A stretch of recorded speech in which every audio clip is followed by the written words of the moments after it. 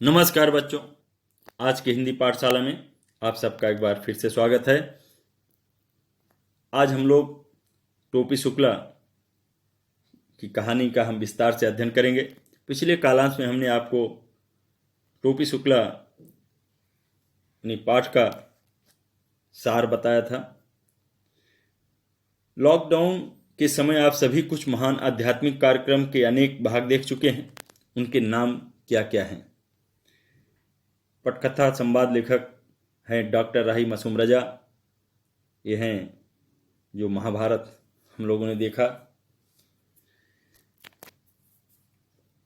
यानी उसके जो महाभारत हमने देखा उसके पटकथा और संवाद के लेखक डॉक्टर राही मासूम रजा ही हैं, जो कि हमारे इस पाठ यानी टोपी शुक्ला के लेखक हैं।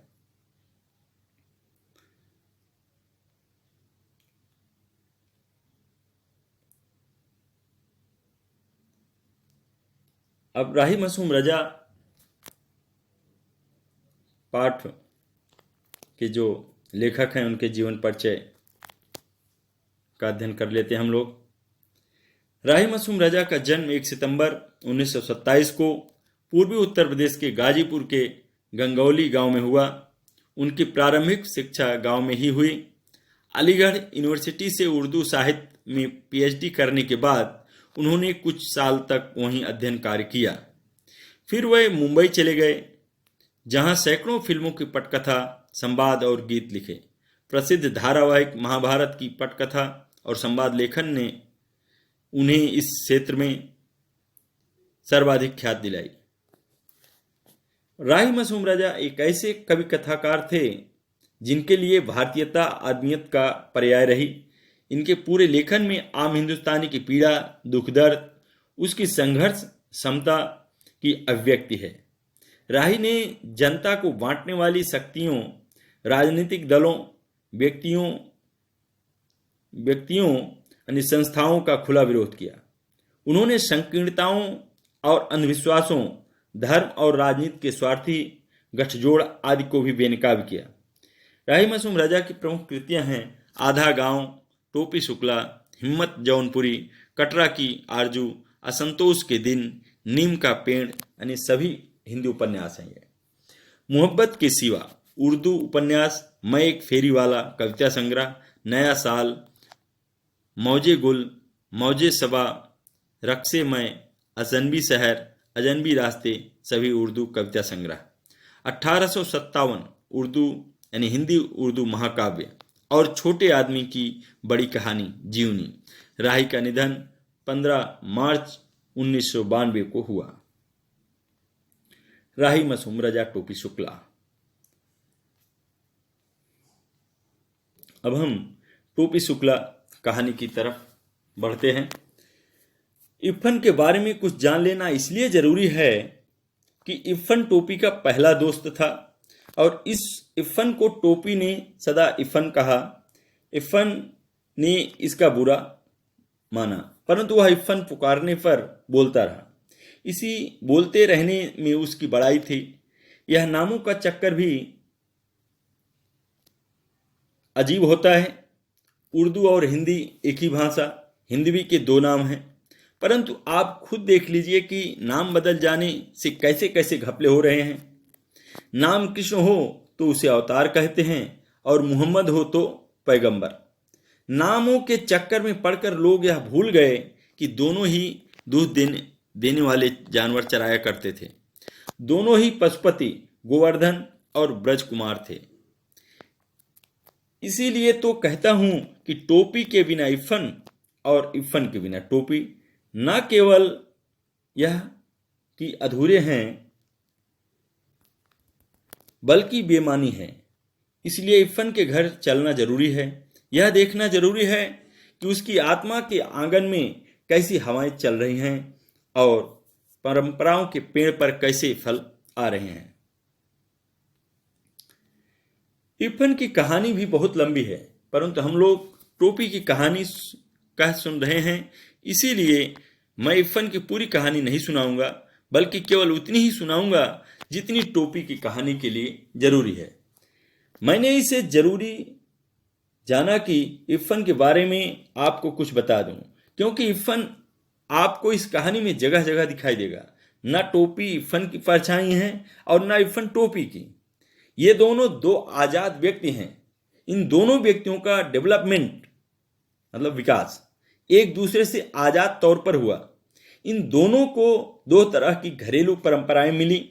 इन दोनों ने जीवन के बारे में अलग अलग सोचा, फिर भी इरफान टोपी की कहानी का एक अटूट हिस्सा है। यह बात बहुत महत्वपूर्ण है कि इरफान टोपी की कहानी का एक अटूट हिस्सा है।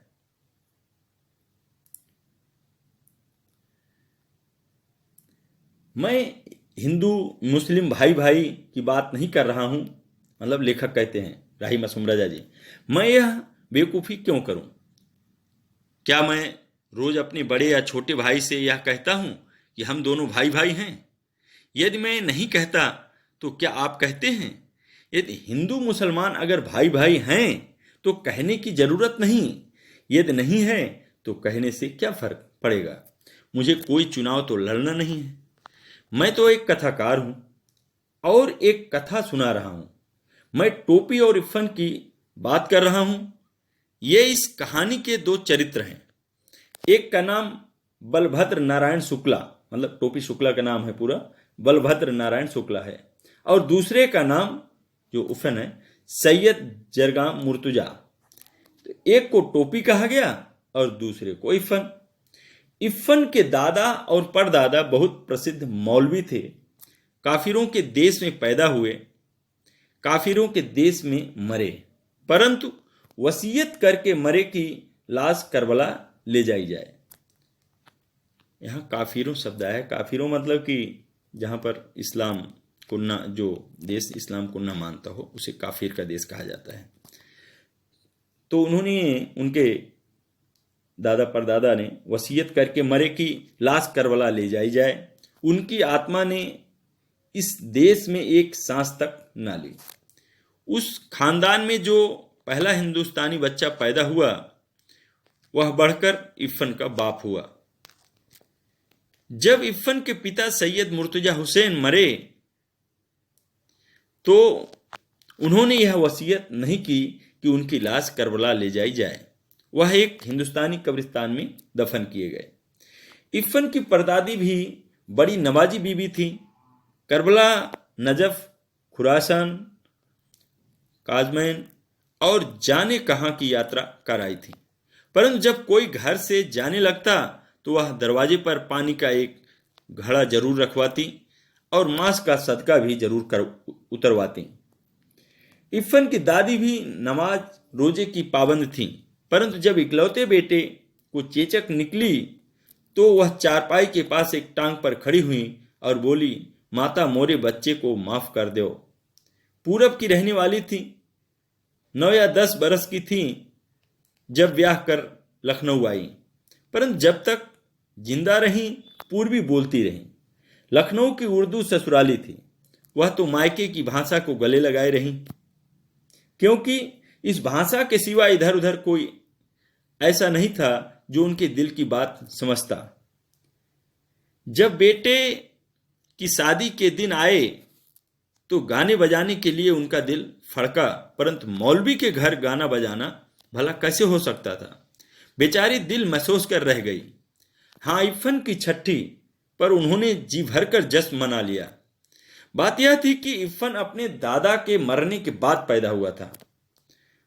मर्दों और औरतों के इस फर्क को ध्यान में रखना जरूरी है, क्योंकि इस बात को ध्यान में रखे बगैर इरफान की आत्मा का नाक नक्शा समझ में नहीं आ सकता।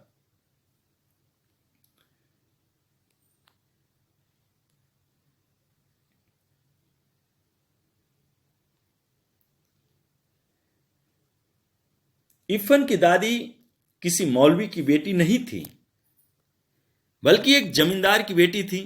दूध घी खाती हुई आई थी, परंतु लखनऊ आकर वह उस दही के लिए तरस गई जो घी पिलाई हुई काली हांडियों में आसामियों के यहाँ से आया करता था। बस मायके जाती तो लपड़ सपड़ जी भर के खा लेती। लखनऊ आते ही उन्हें फिर मौलवीन बन जाना पड़ता। अपने मियाँ से उन्हें यही तो एक शिकायत थी कि वक्त देखे ना मौका, बस मौलवी ही बने रहते हैं। ससुराल में उनकी आत्मा सदा बेचैन रही। जब मरने लगी तो बेटे ने पूछा कि लाश करबला ले जाएगी या नजफ। तो बिगड़ गई, बोली ए बेटा, जौन तू से हमारी लाश ना संभाली जाए तो हमारे घर भेज दियो। मौत सिर पर थी, इसलिए उन्हें यह याद नहीं रह गया कि अब घर कहाँ है। घर वाले कराची में हैं और घर कस्टोडियन का हो चुका है। मरते वक्त किसी को ऐसी छोटी छोटी बातें भला कैसे याद रह सकती हैं। उस वक्त तो मनुष्य अपने सबसे ज्यादा खूबसूरत सपने देखता है। यह कथाकार का ख्याल है, क्योंकि वह अभी तक मरा नहीं है। इरफान की दादी को भी अपना घर याद आया। उस घर का नाम कच्ची हवेली था। कच्ची इसलिए कि वह मिट्टी की बनी थी। उन्हें दशहरी आम का वह बीजू पेड़ याद आया जो उन्होंने अपने हाथ से लगाया था और जो उन्हीं की तरह बूढ़ा हो चुका था। ऐसी ही छोटी छोटी और मीठी मीठी बेशुमार चीजें याद आई। वह इन चीजों को छोड़कर भला करबला या नजफ कैसे जा सकती थी। वह बनारस के फातमैन में दफन की गई, क्योंकि मुर्तजा हुसैन की पोस्टिंग उन दिनों वहीं थी। मतलब उनके बेटी की पोस्टिंग जो है उस समय, जो कि डीएम थे, वहीं पर थी। इरफान स्कूल गया हुआ था। नौकर ने आकर खबर दी कि बीबी का देहांत हो गया। इरफान की दादी बीबी कही जाती थी। इरफान तब चौथे में पढ़ता था और टोपी से उसकी मुलाकात हो चुकी थी। इरफान को अपनी दादी से बड़ा प्यार था। प्यार तो उसे अपने अब्बू, अपनी अम्मी, अपनी बाजी और छोटी बहन नुजहत से भी था, परंतु दादी से वह जरा ज्यादा प्यार किया करता था। अम्मी तो कभी कभार डांट मार लिया करती थी। बाजी का भी यही हाल था। अब्बू भी कभी कभार घर को कचहरी समझकर फैसला सुनाने लगते थे। नुजहत को जब मौका मिलता उसकी कापियों पर तस्वीरें बनाने लगती थी। बस एक दादी थी जिन्होंने कभी उसका दिल नहीं दुखाया। वह रात को भी उसे बरहम, बहराम डाकू, अनार परी, 12 बुर्ज, अमीर हमजा, गुलबाकावली, हातिम ताई, पंचफुल्ला रानी की कहानियां सुनाया करती थीं। सोता है संसार, जागता है पाक परवरदिगार। आंखों की देखी नहीं कहती, कानों की सुनी हुई यानी सुनी कहती हूं कि एक मुल्क में एक बादशाह रहा। ये कहानी कहने का उनके ढंग है। अभी एक शब्द आया था वहां पे, कस्टोडियन। तो कस्टोडियन का मतलब होता है कि जिस संपत्ति पर किसी का मालिकाना हक ना हो उसका संरक्षण करने वाला विभाग। यहाँ और भी दिया गया है सब शब्दार्थ उसके शब्दों के। दादी की भाषा पर वह कभी नहीं मुस्कुराया। उसे तो अच्छी भली लगती थी, परंतु अब्बू नहीं बोलने देते थे। और जब वह दादी से इसकी शिकायत करता तो वह हंस पड़ती। आ मोरा का है बेटा, अनपढ़ गंवारन की बोली तू काहे को बोले लागो। तू अपने अब्बा ही की बोली बोलो। बात खत्म हो जाती और कहानी शुरू हो जाती। ताऊ बादशाह का किहिस की तुरता एक ठो हिरन मार लिया वा। यही बोली टोपी के दिल में उतर गई थी। इरफान की दादी उसे अपनी मां की पार्टी की दिखाई दी, क्योंकि उसकी मां भी इसी तरह की, यानी जैसे इरफान की दादी की भाषा थी उसी तरह टोपी की मां भी मतलब बोलती थी। अपनी दादी से तो उसे नफरत थी, नफरत। जाने कैसी भाषा बोलती थी। इरफान के अब्बू और उसकी भाषा एक थी। वह जब इरफान के घर जाता तो उसकी दादी ही के पास बैठने की कोशिश करता। इरफान की अम्मी और बाजी से वह बातचीत करने की कभी कोशिश ही ना करता। वे दोनों अलबत्ता उसकी बोली पर हंसने के लिए उसे छोड़ती यानी छेड़ती, परंतु जब बात बढ़ने लगती तो दादी बीच बचाव करवा देती।